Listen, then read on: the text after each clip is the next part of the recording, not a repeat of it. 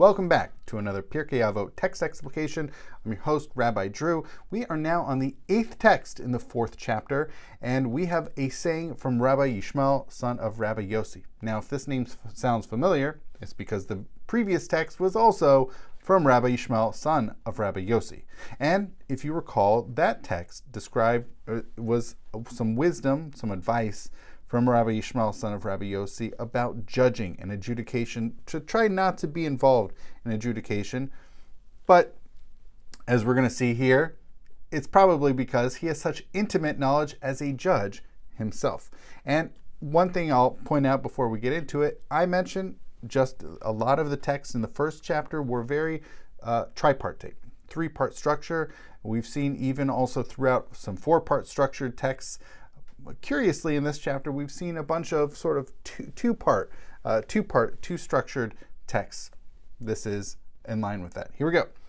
He says, "Do not judge alone, for there's no one who judges alone except one." Now, this is an interesting statement. Do not judge alone, for the only one who judges alone is the one. It's a clear reference to God, that God is really the only one who judges alone, meaning when doing judging, this should be carried out by multiple people, whether it's 3, it's 72, 23, different numbers of courts with different judges, but try not to just leave it up to one person to judge. Make sure that there should be others. Now, the fascinating piece about this is that technically, according to Jewish law, yes, judging may be carried out even by just one person. So what he is saying here is not that this is the hard and fast Jewish law that no single judge is allowed to adjudicate cases.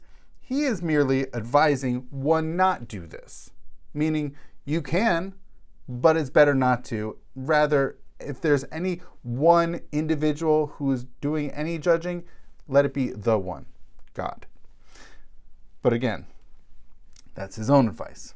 And here's the second part of his saying here, which I do want to point out. I didn't point this out earlier. It is introduced by Hu Haya Omer. I've reflected back on this introduction many times because it keeps popping up, which is he used to say, meaning this was a common expression that he would go around sharing. It's like a tagline. This is a common phrase or a common expression of his.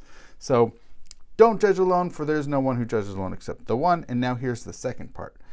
V'al tomar kablu da'ati she'ein reshayim v'lo ata. And say not accept my view, for they are free, but not you. Meaning, when you are judging not alone, so clearly this is amongst other judges. So imagine you are one of 3, 7, however many judges. You are not supposed to say, accept my view. Take my view. Because, now we could come up with different reasons, but think about just the first part of this. Don't say accept my view. Okay, because, but he has such it's such an interesting way of expressing it. Shehein reshayim v'lo ata. They are free, but not you. Or more, I think, that they have, meaning, here's what he's trying to express. He is trying to express, let everybody use their own minds. Figure out the court case for yourselves. Meaning, you yourself as the judge, as one of the judges, may be absolutely convinced that this is the right way of going about this case and coming up with a decision, but don't force it on your fellow judges, because they, just as you yourself were allowed to come up with that particular understanding of the case and how it should turn out, let them do that as well. Let them use their minds to consider the factors going into this case, so that everybody amongst the panel of judges should be permitted to figure it out for themselves.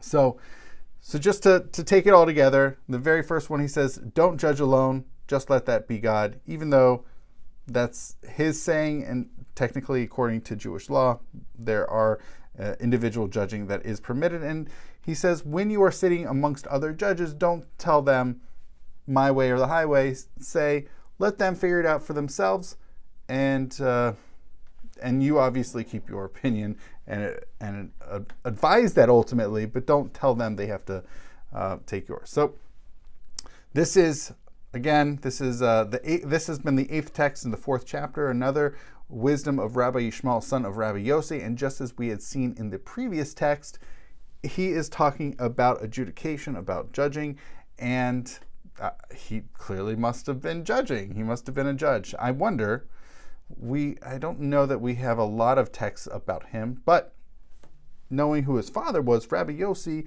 was a 2nd century rabbi, sort of a late 2nd century rabbi, who was amongst a generation of many rabbis in the Mishnah, and Rabbi Yose himself was quoted many times in the Mishnah as an authoritative rabbi. So Rabbi Yishmael, his son, must have grown up and learned a lot in that house. So thank you so much for watching.